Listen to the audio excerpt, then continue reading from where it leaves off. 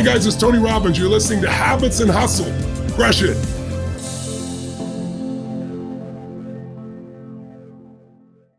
Alan Castel is a professor in the Department of Psychology at the University of California, Los Angeles. He studies learning, memory, and aging, and is interested in how people can selectively remember important information.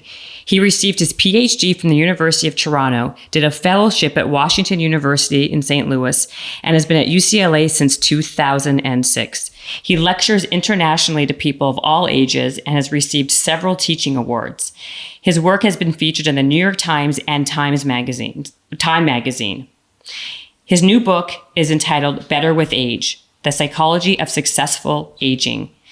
And we have him here. So hello, Alan. Nice to have you. Thank you. It's nice to be here. Oh, so great. I really enjoyed your book. And, what I really like about your book and about your whole philosophy, there's no real smoke and mirror, just really like brass tacks of what things really are. And so let's just dive right into it. The psychology of aging and how to age well. Should we start with memory? Because I think memory kind of is it kind of correlates nicely with aging. Sure. And I think anytime you talk about aging, people immediately say, oh no, I'm starting to forget names. Does this mean I have Alzheimer's disease? Or what can I do? And usually, when we start to notice these challenges, there's are things we can do. Mm-hmm. And it doesn't necessarily mean we have dementia. But it's good to pay attention to your mind and your body to notice, is this a name that I know very well, but I just can't access right now? Is it on the tip of my tongue? Or is it a name that I never really got in the first place? And so even coming over here, I had to refresh myself. It's Jennifer, not Jessica. I know, because I think you did call me Jessica a few times when we first met. Because I have a sister named Jessica, and there's, similarities. So you almost have to override all of these. And as you get older, there's just more in your brain. There's more Jennifers, there's more Jessicas. Right. And so these names are very familiar. So it's in some waways a retrieval challenge. Right. It's not that I never encoded your name. It's that I just can't retrieve the precise name at this time. Well, okay, I want to, there's two parts to that. The two things I wanted to ask you. Number one, is there an age that we do naturally see a decline in these things? Is there an approximate? I mean, I know everybody's different, and we're going to get into all the different brain trainings or ways and tricks we can maybe help our memory. But is there a point in our life that it does start to be a concern?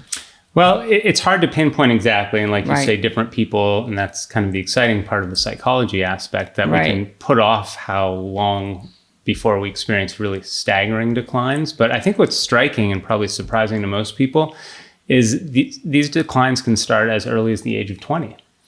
And wow. Yeah, and I don't think we notice it because they're subtle. Right. They're not changing. But by the time we're 30 or 40, or when we're multitasking or distracted, then we notice it even more. Mm-hmm. So I think in our middle to older age, we start to think when we're multitasking, we write it off as, well, I didn't sleep well, or I'm multitasking. So when people are 50 or 60, they might start to notice some sharper declines. And that's when people become concerned. Is this dementia? Is there something I can do about it? And of course, I'm not a neurologist. And so if you are very concerned, you can get objective tests to see. But oftentimes, people are just very concerned. And we refer to this as the worried well. You're worried about these changes, but for the most part, it's just kind of natural, normal aging. And it's not something to be terribly concerned about. But there are things we can do earlier in our lives to ensure that we have a good memory later. So that's what I want to talk about. What can we do earlier in our life to help our memory in the later years? Yeah, and I think that's the biggest thing. And as a psychologist, I'm going to emphasize things that I think are very important. Okay. Having said that, sometimes the best advice or some advice you get is to pick your parents wisely, meaning that there's some sort of genetic component to all of this. Right. And there certainly is, genetics do play a big role, but I think our lifestyle and the things that we do can play as big a role, if not more, because we have control over them. Mm-hmm. And so the best thing you can really do is engage in some sort of lifestyle habit that you can take with you for the rest of your life. And probably the best thing, to jump right ahead, that you can do to ensure you have a good memory. A lot of people think it's brain training, and stimulating your brain is great, speaking in another language, doing crossword puzzles. But by and large, the best thing you can do is physical exercise. And the mind and the body are intimately connected. And a lot of research, really good research, that randomly assigns people to stretch or walk over, several months, finds that the group that walks 3 to 4 times a week for 40 minutes does better on many tests of memory up to a year later. And the part of the brain that's really involved in memory, the hippocampus, which tends to decline by about 1% after the age of 50. So it starts to shrink, and that accounts for a lot of these memory decline. In the group that was walking, actually, their hippocampus increased in volume by 2% after the first year. So this gives evidence that physical exercise plays a big role both in the brain structure, but then in performance, how well you can remember information. And, these studies are ongoing, and, it doesn't mean you're going to increase the size of your hippocampus by 2% every year. But the people who benefit the most are the people who are doing the least. So if you're already physically active, great. But if you aren't, you can really harness your brain by engaging in physical exercise. Okay, so then what happens with people who are already physically active? Well, that's where you want to have maintenance and kind of keep it going. Okay. And, walking is one way to do it. There's many different things we can do: swimming, biking, running. And it really depends on the lifestyle you keep. Ping pong, some people are going to get into different things. And I think variability is good. You don't want to do just one thing. So if you're always walking, that's great, but then maybe try doing something different. So I've actually started to, sometimes on my longer walks, I'll walk backwards for a little bit, because now I'm using different muscles, and it's challenging. I do that too. Yeah. And it's almost like half your body gets a bit of a break. You have to be careful you don't trip and hit something, but it's challenging. So I think those are kind of the key things, is this, routines where you're doing physical exercise, but still challenge yourself. And that's just one way to do it. There's many things you can do. Of all the podcasts, I would have loved to do this one on the treadmill for that exact reason, because I know you say the number one, I wouldn't say secret, but the number one thing you can do to improve how you age is walking. I mean, I'm a big fan. I'm a big believer. Unfortunately, I did hurt my knee. Yes. So now we're sitting in my kitchen. Right. But I always heard also that it's funny that you say that crossword puzzles, mind games, brain games like that is not the number one thing that helps with your aging process. And it is physical activity, because I think we've all been told and seen that it's those crossword puzzles that are the most important thing to kind of keep your brain active or like alert, right? Absolutely. And I think anecdotally, that's what a lot of people will share. People who have very sharp minds in older age might say, well, I always do the New York Times crossword puzzle, or I do it every day. And the truth is that might be beneficial, but there's no really good research that shows that that is the one thing where we randomly assign people to do crossword puzzles versus not. You just can't really do those studies. And what's interesting is what actually tends to get better with age is verbal knowledge. So as we get older, we accumulate more verbal abilities. We're better at communicating and proficiency using language. So in a way, that crossword puzzle is strengthening a strength. Like, it's good you're retrieving kind of lower frequency words and challenging yourself, but that's something that you actually can do pretty well in older age. So I always say, look, if crossword puzzles, if you get excited and you enjoy them, keep doing them. That's great. But that doesn't mean that's the one thing you should be doing. You should be challenging your brain in other ways, learning another language, doing something else. And don't forget about physical exercise, because the truth is there's probably not just one thing you need to do. There's probably many things. And that's kind of how you train your brain, is by variability, trying new things, keeping healthy habits. So it's likely a collection of a lot of things. And I think probably the key, and we'll probably return to this at the end, is balance. That you shouldn't just be going on these 5-mile runs every day or a 10-mile walk every day. Maybe some variability: walk, run, swim, bird watch, crossword puzzles. And interaction with other people is really important. Right. They say that socialization is the other really big one for people as they age. But in a time like now, right, when we're all in this pandemic, this is my first day back doing a live kind of in-person thing. You're my second guest. Right. And there's a major issue with isolation right now, right? Because people haven't been able to socialize as they should, right? And because of that, there are higher rates of depression and all these other things. And for people who are older, how do they, what's an outlet that they can do when they're, I guess you're going to say Zoom calls or calling their family and friends on the phone, but that human interaction is so important. I think it's important for people of all ages. And in fact, we think of older adults as being vulnerable, for a lot of things, but it's actually a lot of younger people who are experiencing a lot of mood changes, loneliness, and anxiety. that might not be expected. Whereas we're used to older adults, not used to, but you often think of as older adults being more isolated and lonely. And some of the recent research we've done as well has shown that older adults are actually fairly resilient. They're not a big fan of social isolation and not seeing their family and grandchildren, but they've also lived through things in life that are much worse than this, let's say. Right. And so when they look back on their lives, they can say, look, this is not ideal and I don't like it, but I've also lived through things that have been much worse or I haven't had as much control over. So I think it's interesting to look at this both from a perspective of a younger person, an adult who might be caring for an older person, and an older person, because the lens might be very different. We all might experience this isolation or loneliness, but communicate it differently and might have different needs. You know, not everyone needs a Zoom call every week. Sometimes a phone call might be good, or just seeing someone on the street, even if they're further away, just having that sort of, face to face, but not, close distance might be useful, or even writing a letter. Like a lot of people are now sending mail again, or, email someone you haven't been in touch with in a long time, because now you have a flexible schedule or you want to see how they're doing.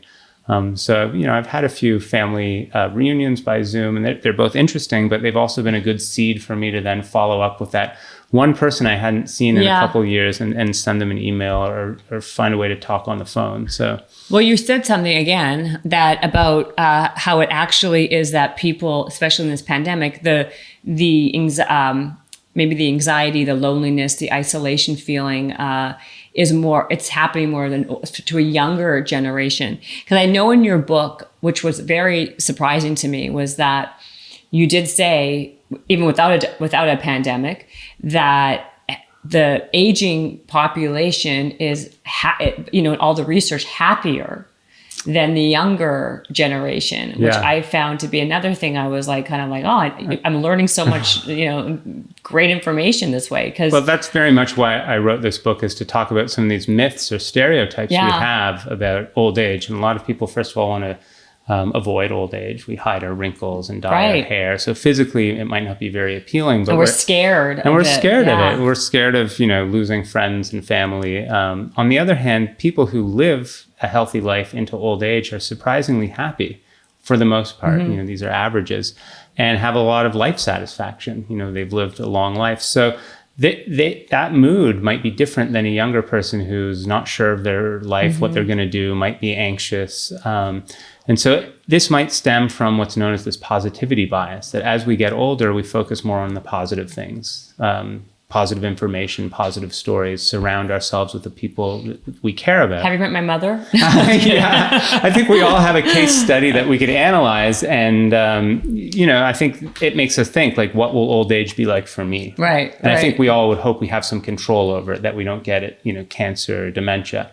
And from a psychological standpoint, if we can avoid those sorts of things, I think we do have a lot of control over it, and we can do a lot of things to enhance our mood.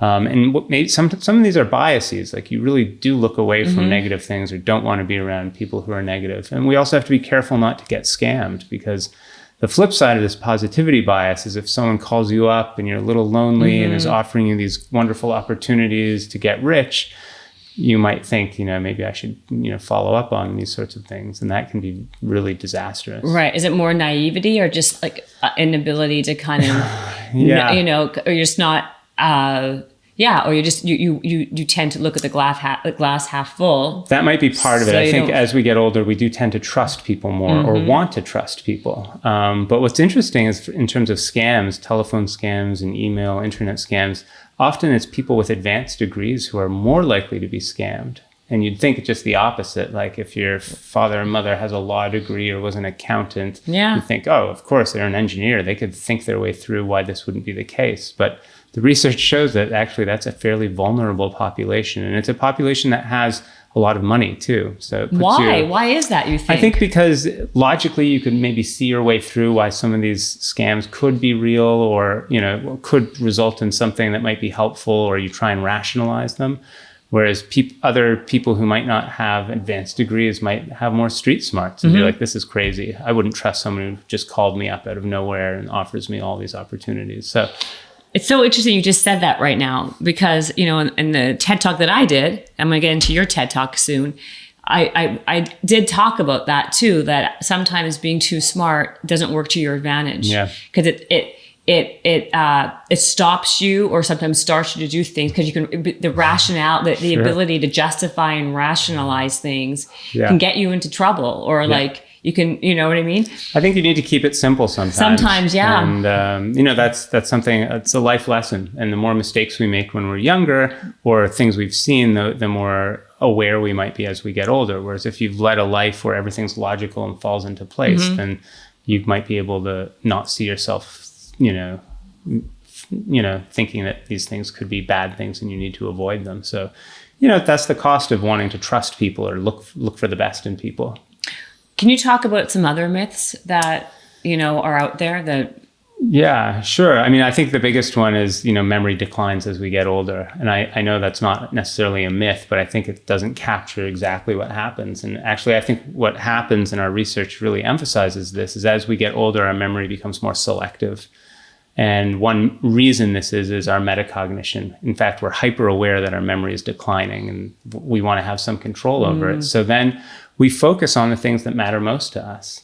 And we know we won't be able to remember everything. And then we focus on what we think is important. And I think that's a skill that younger people might benefit from. Yeah, absolutely. And so this awareness and anxiety that might be associated with worrying about your memory can lead to this, in some cases, a very kind of savvy use of more limited memory. Well, yeah. And also I saw you did this I think in your TED talk, maybe was it that, if you miss 10 minutes of the beginning of a movie and you ask your kids, they'll like give you every like little detail about what you missed, which is probably not much. Right. But you ask your wife and she's like, you missed nothing. Right. You know what I mean? Because it's like you are able to also like pick the information that's important better, right? Exactly. Yeah. And I think as we get older, we're better at sifting through what's important and what isn't. Yeah. And kind of, often we're worried about forgetting things, but forgetting can have some adaptive value because we do want to forget, discard things that we don't need. Right. Whereas when we're younger, we're sponges. We're picking up on everything, and everything could be potentially important and used at some point in the future. Right. So I think that might be, in a sense, what wisdom could be as we get older, is kind of figuring out what do we need to hold on to, what do we need to work with, what can I kind of tuck away for later, what can I offload to either a device or to a friend or spouse. Right. And as we get older, we realize we can't remember everything. But when we're younger, that's not so much of a challenge. Absolutely. What are some tricks that we can remember people's names or other things to help improve our memory? Yeah, it's probably the most common thing when people say memory. They say, oh my gosh, I have the worst memory for names. And the truth is, it's not that people have the worst memory for names. It's that names are, by their nature, very hard to remember. There's not a good reason someone's named David or Alex unless there's a good story behind it. So the way you can kind of trick your memory into remembering things is attach it to something you know already. So that's a mnemonic. So I always give people the mnemonic that my last name is Castel. Yes. And I've told you this, it rhymes with pastel. And my great-grandfather was a painter. So now you can kind of connect Castel to pastel, and then you have the pronunciation. But of course, these mnemonics, you kind of have to get creative. It's hard to do, like, why Jennifer and not Jessica? And I know, then you keep on calling me Jessica when I first meet you. So. And they lead to very predictable errors. And people will then say, oh, thank you, Dr. Pastel. You gave me that great mnemonic to remember your name. And I'm not sure if they're joking or not, but I can see, the glimmer in their eyes that, like, I remember part of this because we had a conversation about pastels and artists and Castel. So then you have a fighting chance. But I think the truth is, I always think that, look, I might not remember your name, but I'll remember we had a conversation or that we met through friends and all these other things that to me are more important than your name. So as a memory expert, I have no trouble saying, look, I study memory and I know why I forgot your name. Your name is also my sister's name, but which sister? And that's just how memory works. And memory doesn't work like a video camera. We don't have a kind of even though it feels like we might have a very detailed memory for something that's happened in the past. Often this can be reconstructive and small details change. The more we tell the story, the more confident we feel about it. And one example I gave as well in the TED talk you mentioned is just, even if you see something hundreds or thousands of times, you won't remember the details. In fact, you might even be more prone to forgetting them. And one example is the Apple logo. We've all seen it and it's on devices all over here. But if I asked you what side the bite was on, you might struggle to remember. Oh, I would have remembered. Right. I mean, how many people, what's the data on how many people remember without seeing it. Yeah, you know? people are almost at chance. But then if I said, is there a stem or a leaf, and which way might the stem or leaf point? You know, when we ask people to draw this, they're kind of all over the place. And then they'll say, well, look, I'm terrible at drawing it, but I know it when I see it. You'd recognize it, yeah. But then when we give them very much like a lineup with 8 different alternatives that differ in terms of where the bite is and where the stem is, fewer than 50% get it, even though people are very confident. So that, I think, is a good illustration. No, it's interesting, yeah. That even, you know, of course you're going to forget names because you're forgetting things we see all the time. And, you know, a human memory system is not designed like a computer memory system.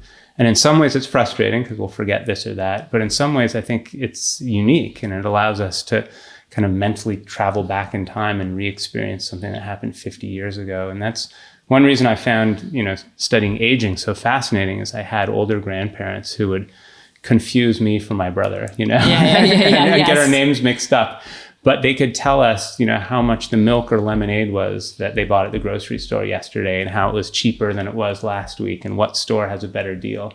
So clearly their memory is working at a level that to them is important. And they're using why are they choosing knowledge. that? Yeah, is it because... You know, it could be that, you know, the era they grew up in, they want to save money, or these things just stick. And I think it's the same, whatever you have expertise in, you're going to remember those things more in a more detailed manner than things that you're not so, you know, of course my grandparents probably cared about us, but of course you're going to get names confused as you get older. But it's interesting that it's not everything that just declines. In fact, there are some things that, you know, better with age, or at least, you know, that you can selectively focus on because they're important to you. Right.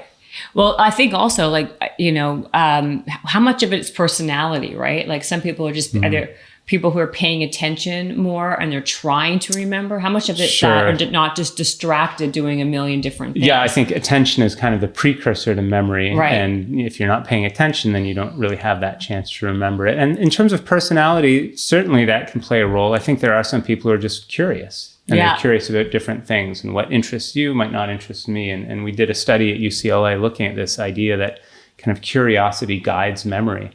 And we presented people with different statements and asked them to guess the answer, like what was the first product to have a barcode? Right. Or what country was the first country to give women the right to vote?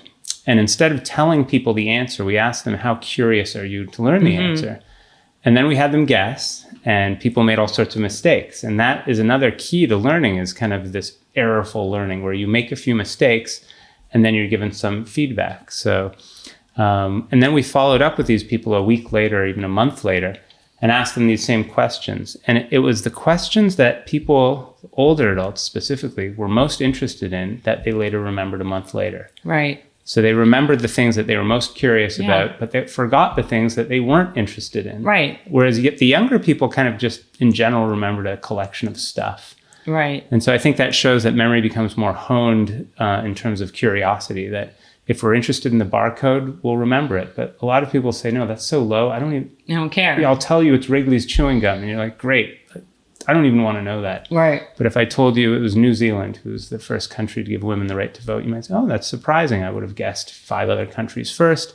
That's what you might remember a month later. And that's even more the case as you get older. So instead of it just being like a personality, I think it's like a selectivity that as we get older, we just become more honed or more specific in terms of what we want to know. Yeah. Or like you said, the things that we're curious about or we're genuinely interested in. Yeah.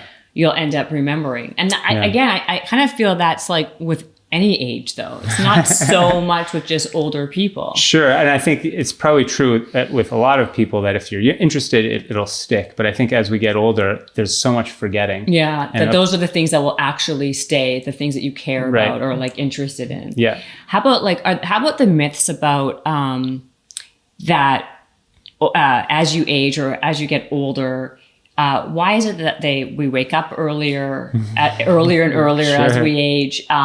Why is it we get more set in our ways as we age? Because these are things that, like, you know, when people are like, oh, well, now she's too set in her ways for so-and-so, right? Why does that happen? Well, certainly circadian rhythms change as we age. And this is not true for everyone, but for the most part, when we're younger, our kind of optimal time of day is later in the day, sometimes in the evening. You know, college students will typically stay up late doing a lot of studying.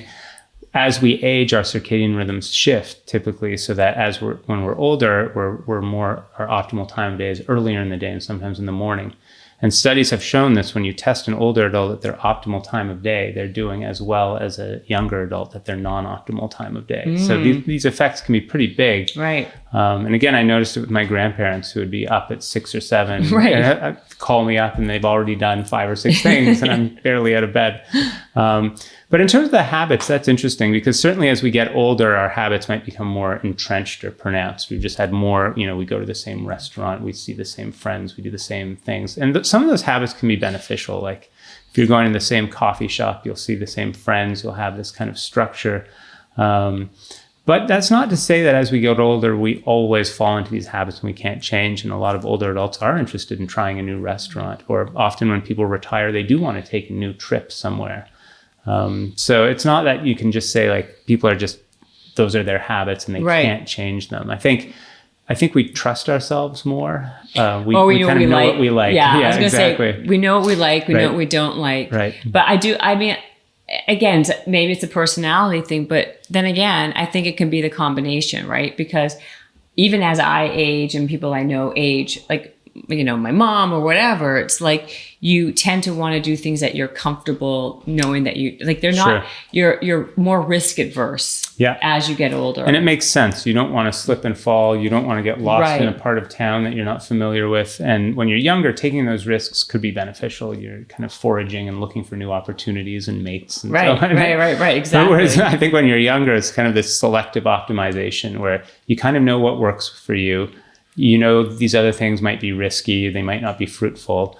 So why take those chances? And sometimes that can be frustrating if you're like, hey, Mom, let's go do this or do this. And they're like, no, I don't do that. Or I'm not going to. And you're just at different stages in your life. And it's not to say what she's doing is a bad thing because she's restricting opportunities. It's just that, she might not have the same resources you have, or maybe her knees are not as strong as they used to be. So she doesn't want to take risks that could be kind of result in things that could really limit her mobility.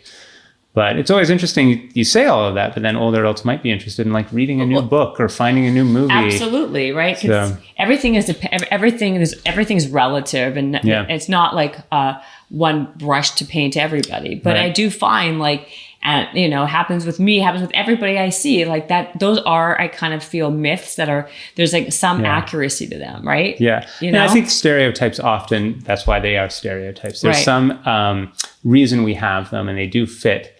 But it doesn't mean necessarily we need to fall into them. And sometimes that can be beneficial, but sometimes that's not the case. And one thing that I was caught, that as we get older, we actually don't feel as old as our age. And that's kind of perplexing. It's so true, though. But that can be cost and benefits. So I think the research shows that after the age of 40, you tend to feel subjectively 20% younger. So, when you're 50, you don't feel 50. You're like, I feel like 38 and 40. And so, why is that psychologically the case? And maybe it keeps us young, and maybe it makes us, do things that, don't fit the age stereotype. Well, look at my knee, for example. Sure. You know what I mean? Not to keep on bringing up the knee, but no, it's important.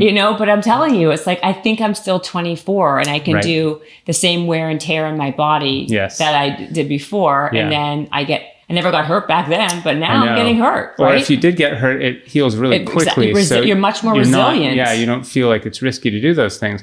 But I'm always caught when people say like, oh, I had a back injury when I was 35, and people just said, oh, you're getting older. I'm like, that's part of it, but I didn't feel. But I was probably doing things without stretching, or kind of, I was lifting car seats and doing things that I wasn't doing when I was 25. When you were 25, right? So there's reasons, but with the knee, it's interesting because you could say, oh, it's just age, but your other knee is the same age. Exactly. So, Well, then I would argue it's because I'm putting more wear and tear on this one because it's overcompensating for a different injury. Absolutely. And I don't want to bore you with all the like rigmarole it's fascinating. detail. And as you get older, actually, you'll notice people do talk more about their injuries. Oh, I know. And they share because these things become more important. Whereas when you're young, you're like, it's a knee injury. Let's move on. Ice it. You'll be better. But I think as we get older, if you notice the conversations, often it's around like the weather or, injuries or hobbies. Why the weather though? Just because I've often wondered, I think it's because it's common to everyone. It's a good conversation. Yeah. And it's also something naturally, it's very interesting. We don't have control over it. Is that why old people talk about it? We both grew up in Canada, Yes, if you don't know the accent. So Yeah. I think it's, you have to take into account the weather here in sunny Southern California, not so much. But I think people, I know my father-in-law will look at the weather in other parts of the country where his son is and so on. So I think maybe it's just an interest in nature and the things we can and can't control. Or just something that it's easy, it's like accessible information. Sure. Is there any kind of research on people who live in cold climates versus people who live in warmer climates in terms of their aging or their memory? It's always, because you see a lot of these snowbirds moving from, let's say, New York to Florida, and there could be a million reasons for that. I don't know if that could actually lead to any longevity. I think what is important when you make those moves is to make sure you're around kind of a social community that you connect with. And so a lot of people will move and then realize they had so many friends back home, or they move because their friends have moved, which can be very healthy. Right. Or they move because grandchildren have moved, but that can, then you realize, well, we moved for the grandchildren, but now we don't have friends around. So right. I think having a community around of people that you enjoy interacting with, whether it's swimming, playing golf, reading, cribbage, anything, going to the senior center, those sorts of communities are important. And I think the actual weather, whether it's, warm or cold, might not play as much a role as we think it does. Is there a difference between longevity and aging? Because I feel, and it could be just my social circle or where I live or whatever, there is an obsession now with longevity, like how to, anything that anyone can do to like seem and feel younger. They're biohacking the hell out of themselves, right? Like they'll do it. Well, I mean, there's all sorts of things that are happening. Yeah. I think aging has negative connotations, whereas longevity doesn't. So it's just a nice euphemism for in aging. a way, but I mean, would you want to live a long life when 30 years of it would be in a terrible state where you have dementia, or would you rather live a shorter life where you were relatively healthy? So I think we need to think of this in terms of kind of the meaningful years we have to live. Right. And talking about successful aging in some ways it's tough to know, because what does success mean? It could mean different things. To different people. Right. So we want to make sure these are kind of meaningful years. Maybe to some people that would be productive years. To others, maybe not.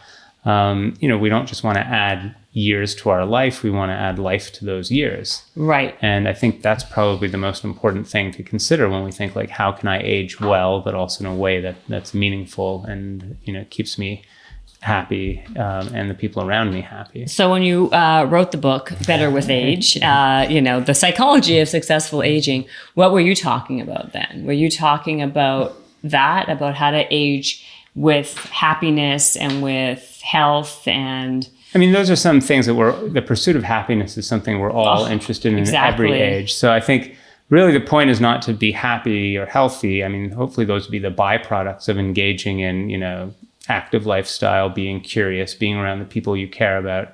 But I really had to rethink what it meant to be successful at this. And I interviewed many people for this book, including people like Maya Angelou and Bob Newhart, Jack LaLanne, John Wooden. It was Frank Gehry. It was a lot of fun. You did interview amazing group of people. Was there one through line through all of it? Well, it's funny. A lot of these you could say are anecdotes, and these are outliers. These are not people, Exactly. But they all had different things to say, and some of them are happier than others. It's not just because they've reached fame that they were happy. In some cases, they were workaholics. I also interviewed a lot of other people who were just, retired, happy, active, a postal worker. People, the more I started doing this, the more people would say, oh, you have to interview so-and-so who I know, they're 94 and still doing this. Wow. So there were a lot of great interviews. Probably one of my favorite one was with John Wooden, who is the UCLA basketball coach. And I was always a fan growing up in Canada, even of UCLA basketball. So I'm just so happy to be here. And so I got to meet him and interview him, and he was amazing. I mean, just an incredible person. That. And he had lots of stories, but he had a busy calendar. It was hard to get a slot with him at age 94. I met him a few times. But he said even at 94. At 94, he had a handwritten calendar, and it was a busy calendar, people dropping in to see him, but he made time for me. And the irony was that the day before I was going to meet him for an interview, he called me the night before to remind me that I was coming that day. And I was thinking, this is amazing that a 94-year-old has to remind me and has the wherewithal to think about it. So, the interviews in the book, kind of the highlights of it, but he said it comes down to kind of two things, and this is what he said, not just about aging, but the two most important words in the English language to him And I should have you guess, but I won't put you on the spot. Yeah, you could, but go ahead. He said the first one was love, and it's really be around the people you love, do the things you love. And he had a long, successful career. His wife sadly passed away well before he did, and he would still write her a letter every month. He wouldn't sleep on her side of the bed. So, he felt there was a tremendous loss there, but he had a huge extended family and players who would be visiting all the time. And the second word was, and he had me guess, that's why I was going to, I completely struck out, but the second word caught me by surprise, but I think should I guess? It's a great one. Sure, you can try and. Okay, the first is love. Yeah. Community, I was going to say. It's definitely related to community, but it's balance. And he said, you have to find balance in your life, that there's not one thing. And, work can be incredibly rewarding, but you have to balance it with family or other pursuits. And the balance is not just kind of this emotional or mental, but it's also physical. And one thing people don't think about, as we get older, is after the age of 65, one in three Americans are going to suffer a fall. And that fall can result in a broken hip or collarbone. It happened to Wooden in his apartment. He fell in the middle of the night, going to the bathroom, and broke his collarbone and his wrist. He lay on the floor because he couldn't move, and waited until the next morning until a caretaker came and they took him to the hospital.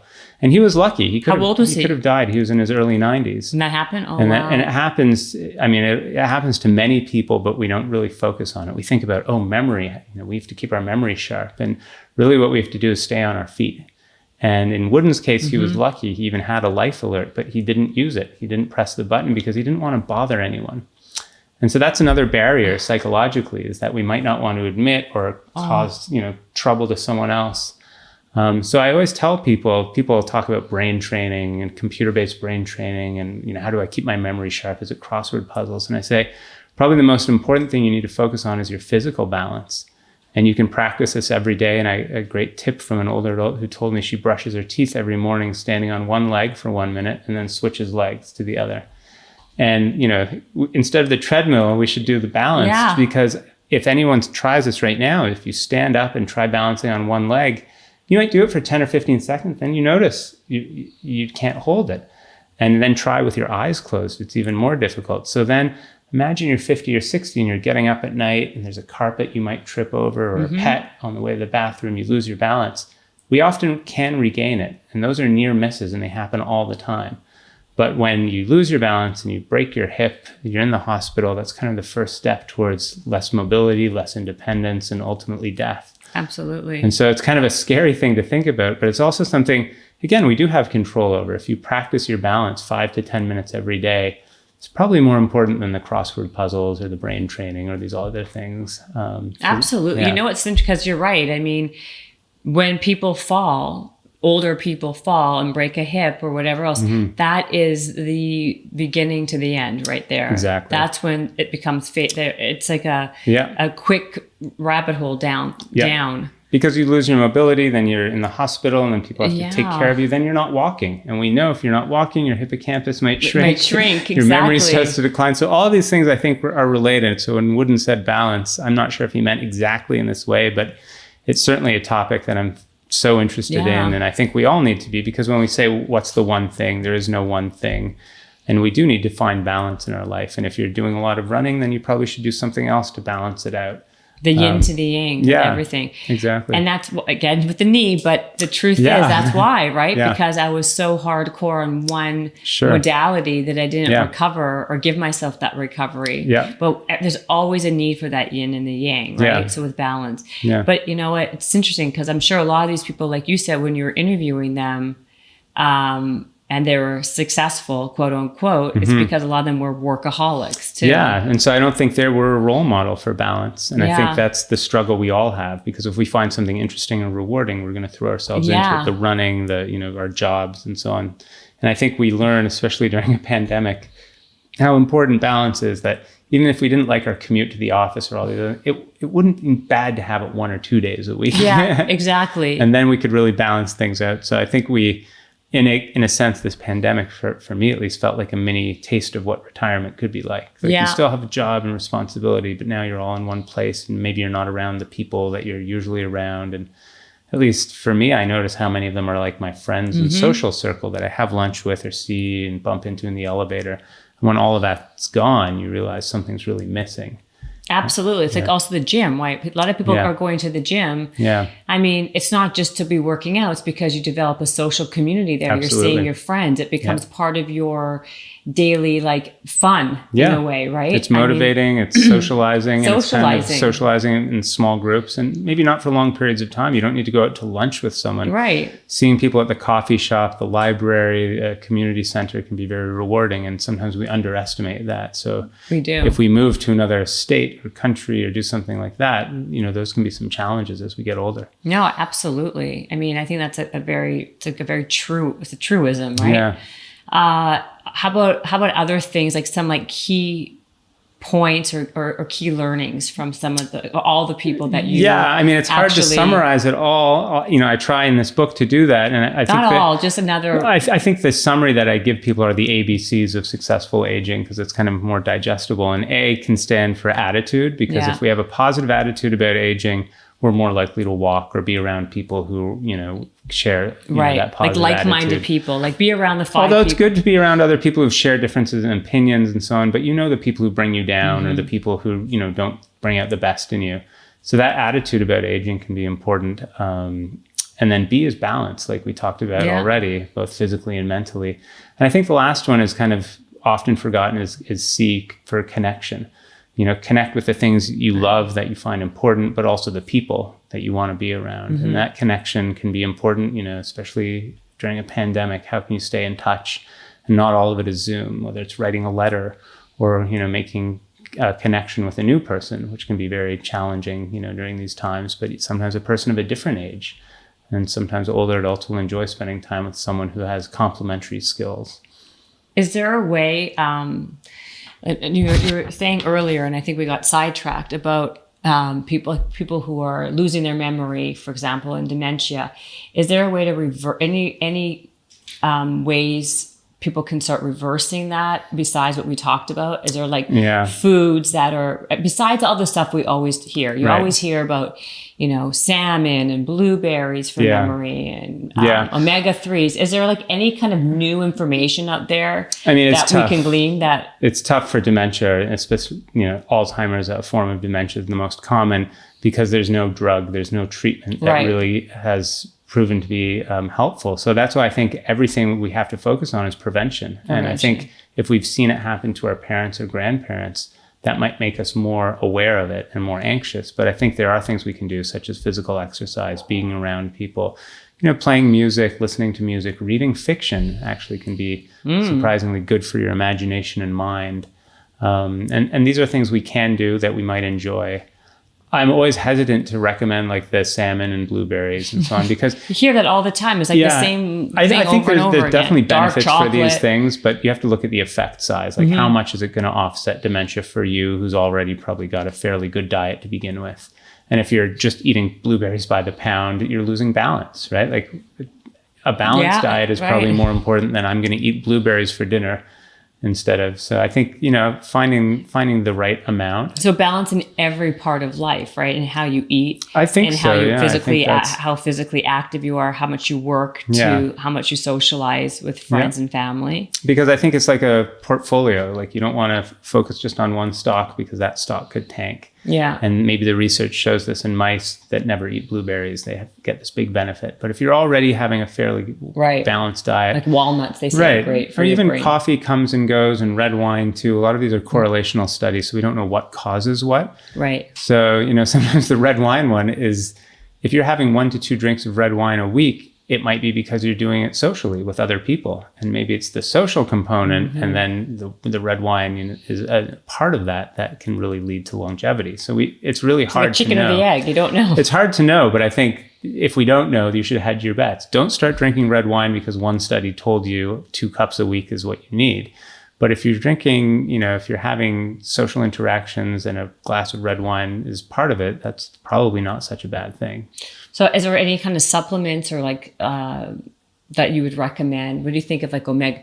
We all hear about the omega-3. Is there anything that we don't know about that you're like, this is a great, not to say, I started the podcast by saying what I love about you, Alan, is they're not about like, here, take this magic pill. And this is I'm like, also, a research psychologist. So if I was a medical doctor, I might have more insight as to what deficiencies or what the latest thing is. But I'm not. And I also feel like a balanced approach is, if you are missing some things, you could benefit. Like if you're vegetarian or if you're doing this, maybe that's something you want to rethink as you get older. Like, is this diet going to suit me well in the next 10 years of my life? And maybe it will, and maybe it won't.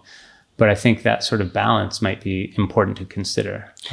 Is there any kind of information, again, that from all the people you interview, that they swore by doing this X thing that kept them young or kept them from aging, rapidly? Bob Newhart told me you have to have a sense of humor. And I think that's the one commonality I saw among everyone. And, this is from comedians who I interviewed to the most serious person you'd interview, that you have to realize that taking things with a grain of salt and knowing you don't have control over everything and having a good laugh, I think that's something people especially appreciate as you get older. And when you're younger, maybe you're more serious or concerned or uptight. Right. And as you get older, you can certainly have those qualities, but I think we all appreciate a sense of humor, and you're going to need it. You hurt yourself, funny things are going to happen to you, your body starts making funny sounds, your hair starts growing in places you never thought of. So if you can laugh about it a little bit and share that with others, I think that's another important thing. People don't talk about loneliness because there's taboos around psychology and not feeling that way. But the more we talk about it, the more comfortable we are knowing other people feel that way or experiencing these challenges. So what can we do sometimes together to ensure that, we age well? And like you also said earlier, like when John Wooden fell, not wanting to ask for help. I mean, getting comfortable with asking for help when you need it, right? Yeah, it's hard to do. I mean, I think we all strive to be independent and have control over what we, can do. And I think even if you give someone this opportunity to press this button for help, psychologically, there's more to it than that. Some people might press that button very quickly and many times. Exactly. I know some people like that. Exactly. I think I'm related to some. But I think we also know people, you could see that saying like, no, they don't want that, or they don't want Alexa listening into every conversation, and they don't want these things. So I think psychologically that becomes very interesting. How can we improve our lives knowing how people behave, and that some people might behave in a different way? Right. Also a thing I saw in your book, and I wanted to ask you about it, was how you reframe something is a big indicator of how much you remember, right? Like the wisdom test versus the memory test. Our expectations and even the language we use. Like people, it's not fair to ask someone how old they are. But if I said, how young are you? Or you look very young, just reframing it that way makes us think differently about age. And studies have shown that when you give an older adult a memory test, there's something called stereotype threat. If I say we're doing a study on aging and you're our older adult population and we're going to test your memory, and a younger person is administering the test, the older adult is going to experience some anxiety, which can impair their memory. And that doesn't account for everything, but it can, if you change some of these things in a subtle way, say, now we're going to test your wisdom. And maybe instead of using a computer, it's a paper and pencil test. And maybe the person who's administering it is an older person as well. That reduces the anxiety, and older adults tend to perform better on the same test. It's still the same objective memory test. It's just presented in a different way. So as a psychologist, I find that very important, that our expectations really do matter. Well, I think reframing as a psychologist, right, is something that people talk about a lot with anything, right? Like how you, even someone's overall confidence, no matter what age you are, right? If you, how you reframe how you see yourself or what you're saying out loud and whatever else changes your perspective, the perspective around you. So that kind of falls in line with what you're saying. And so if we rethink how we think about aging, that might benefit the next cohort. That if we don't think of it as something we want to avoid or something we should hide, or, gosh, this happened to my parents, what will happen to me? If we think of it, that it can be a positive thing if we're doing some of these things that, can lead to it, surrounding us with, being around people who have positive energy, having expectations that we have some control over things, but not everything, having a sense of humor. Right. I think all of those things, staying curious about the things we really care about, but also realizing we might not remember everything. Right. That's okay as well. You remember the things that are important to you. Exactly. Right? Yeah. Am I missing anything with you? I know you said to me on the way in that you are writing a new book, right? Yes. I mean, it's after writing this book, and I thought for me, this was an important book because I really wanted to talk about aging. But I think more broadly speaking, I'm very interested in how people can see the big picture. And I think that's something that happens as we get older. Maybe there's a pandemic, we start to say, what's really important to me. And so my next book is going to focus on those sorts of things that can allow us to see the big picture, the bottom line, the executive summary, like you said. If someone said, well, what was the podcast about? It was an hour long. I don't want to hear the hour-long version. Right. Why is it that some people can kind of summarize it in 2 or 3 minutes and tell them, go look at these other things if you're interested? Right. Whereas other people kind of struggle and remember some details, but forget the bigger overarching theme. Yeah. It's something I struggle with. I think we all do. I know. It's actually true. And it's funny. Again, like all of this is so relatable, right? Like I see myself doing it as I'm getting older. Like, I'm like, oh, it was about this, whatever, or just watch the teaser or whatever, Where do people find more information? Your book is obviously called Better with Age, and it was a Wall Street Journal bestseller, wasn't it? It was featured in the Wall Street Journal, Time Magazine. It's available on Amazon. Still available on Amazon. So if you're interested, that's where you can find Better with Age. I also have a website through UCLA if you're interested in the research we're doing. And I hope to be back again in a couple of years with a new book. Oh my gosh. So when is that book coming out? As soon as I start writing it. Oh geez. Okay. So I'm still kind of enjoying some of the themes here and trying to, take what I learned from writing the first book into writing another one. So, wow. I know it takes a long time. It does. You're never sure if it's the right time. I know. Well, nothing's ever. You got to just do it. I think so, ultimately. Put it out there. Because it's like, takes, even after you write the book, it's going to take a year to get out the book. Oh, sure. Sure. Yeah. No, this book was probably a 7 or 8 year journey. Oh my gosh. Oh my gosh. Well, it's a great read, and Better with Age with Alan Castel, right? You got it. Pastel, but Castel. There you go. There, I just took one of your tricks. Thank you so much for being on the podcast. It was a real treat to have you here. Thank you for having me. And definitely come back when you have a new book. I hope so. If I have another question about aging, I know where to go. You know where to find me. Thank you so much. Thank you. Habits and hustle, time to get it rolling. Stay up on the grind, don't stop, keep it going. Habits and hustle, from nothing into something. All out, hosted by Jennifer Cohen. Visionaries, tune in, you can get to know them. Be inspired, this is your moment. Excuses, we ain't having that. The Habits and Hustle podcast, powered by Happiness.